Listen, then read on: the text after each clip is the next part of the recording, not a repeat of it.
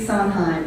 And to close out the night, now that I've got you all juiced up with this juicy romance novels, we're going to change it up a little bit, and I'm going to introduce you to Scott Thomas Outler, who is a poet. And I saw Scott speak at the Peach and the Pork Chop last month, and when you meet him, I think you'll know why I wanted him to finish us out here on Romance Night. Scott is a poet, essayist, editor, and radio host living in the suburbs outside of Atlanta.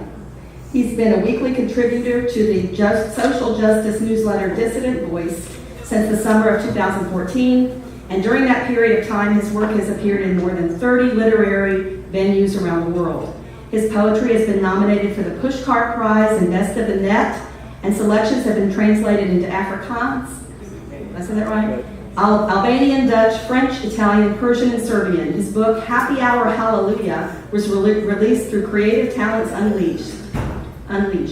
Links to all his published poetry, fiction, essay, interviews, reviews, live events, and books can be found at 17numa.com. 17numa. Please welcome Scott Thomas Outler.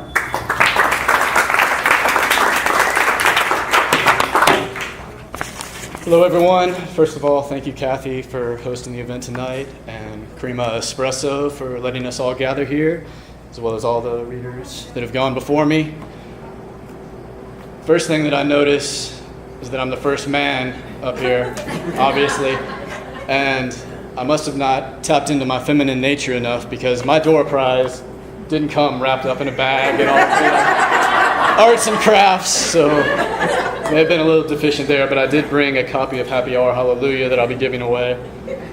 It looked a lot better before this. But so, as Kathy said, I'm a poet and essayist. I'm going to be reading a few excerpts from Happy Hour Hallelujah today.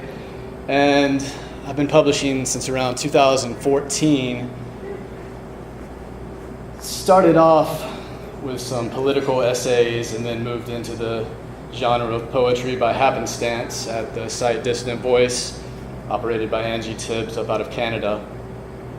And I did want to mention also a couple of football players and the stories that have been talked about reminded me that my grandfather, a native of Atlanta, Jesse Outler, was the sports editor and head writer for the sports section at the Atlanta Journal-Constitution for 30 years, back before I knew what was going on. And he retired back in the late 1980s, but I think the writing bug must have been in my blood for all these years. So, on the theme of romance, I was giving it some thought the last few days on how that might apply to poetry.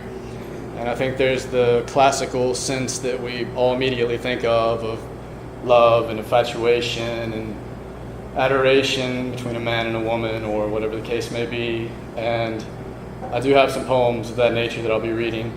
But I was also thinking that a poet in general is always in a romantic state of mind, because whatever their subject happens to be, they're trying to find the archetype of it or the essence of it and really tap in and crystallize and write an ode to whatever that might be. So in the case of a political poet, there might be a lot of vitriol or venom coming at the state or an institution in the world that's corrupt. And it may on the surface seem like it's violent or of a shadowy nature, but really a poet of that nature is wanting to get to the romance of the idealized state that they see, or a better world in general, or in a more ideological way, I guess, the utopia that everyone dreams of. So there's that type of poetry. There's also ekphrastic poetry, where you're writing a response to a painting or a photograph of some sort, and so in that instance you're really trying to find the essence and tap in. And I do write an ekphrastic poem every month for a journal out of India called Glow Mag, so I've had the opportunity to collaborate for the last 2 years every month with a different painter or artist, and that's run by Gloria Sasikala. I was also thinking on the other side of that, the addictive side of poets, those who maybe go down the Bukowski route or the underground route and are alcoholics or addicted to drugs of some sort, and they might romanticize that aspect of their life as a way to glamorize it or whatever the case may be, hide from it, perhaps. I've certainly written my fair share of those poems as well. My second book, Chaos Songs, has a lot of poems in that vein. And then there's the poems, like I talked about in the beginning, a man writing to a woman, and so I thought I would start off with a few of those. This is called Coming of Age. The poet speaks of love as an abstract emotion, as a pure essence, as a longing of the heart, as a grasp toward the ineffable, as a projection of mystery, as a hope for better days, as a journey through life's labyrinthine maze, as a path through the murky haze, as a whisper, something whimsical, as a passion without boundaries, as an effort to reach a state of perfect peace. Yes, a poet speaks of love in this way until love is finally found. And then a poet learns to speak of love as fact, as concrete certainty, as principled purpose, as absolute truth born from eternal salvation. This is called Request Denied. Thank you. This is Request Denied. I pleaded with you from the very beginning to tread carefully so as not to manifest any miracles in this old, worn-out heart that could cause the blood to quicken its pulse or overheat within such withered veins underneath my flesh. I begged of you from the first moment that our eyes met across the distance to not sparkle so brightly or smile so divinely, because the threat of love might create a conflict in this war-torn spirit that's known only solitude for oh so very long. But you, my dear, in all your infinite wisdom, simply never listened.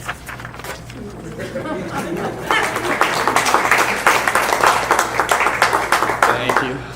Okay, this is called Holy Halo. Your love is like the most precious rose, grown healthy and strong in fertile soil that has been cultivated with care by a skilled gardener, blessed with the wisdom passed down through generations about how to feed the roots with the proper nutrients to ensure that the flower reaches a stage of perfect fruition. Your love is like the most delicious wine, aged for years in oak barrels before being uncorked to allow the sweet aromas to rise for the senses.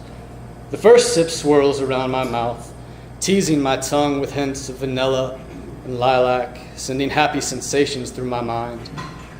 The initial glass brings a smile to my lips as I taste tones of earth and flesh from the region where the grapes were grown. The second glass intoxicates my blood, and a fierce longing to hold you tight increases with passionate yearning. The emptied bottle leaves me laughing, howling, happily soaring with the spirits of a drunken Dionysian revelry, imagining you pressed close to my chest as we spin and twirl under the light of the moon to our own special tune, while creating a unique tango never before danced. Your love is like the most exquisite jewel excavated from the deepest core, where the molten magma of volcanic fury matches the heat that burns in my heart when it synchronizes with the beauty that is birthed from your angelic soul. Not just one jewel, but 1,000.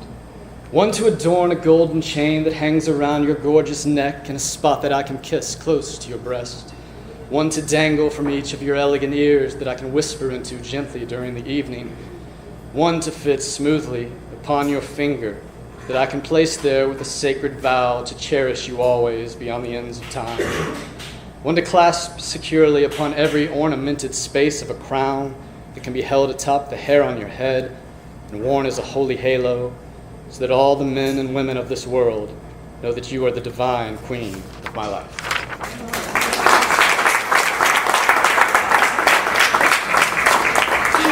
Thank you. So those poems were written a few years ago, and they didn't end on a happy note. Sorry to be a bearer of bad news. These things happen to a poet, sadly. So, which brings me to one other type of poetry that there is when romance does go bad, in love. You can always turn inward and start the spiritual journey, seeking toward God, or the Tao, or the Logos, or the collective consciousness, whatever you might want to call it. And you can find romance in that path as well. And I think that's what I did a lot of in Happy Hour Hallelujah, which was my third book back in 2006, put out through CTU Publishing. and it travels along those paths. So I thought I would end with a piece from Happy Hour Hallelujah called Revelations in the Marrow.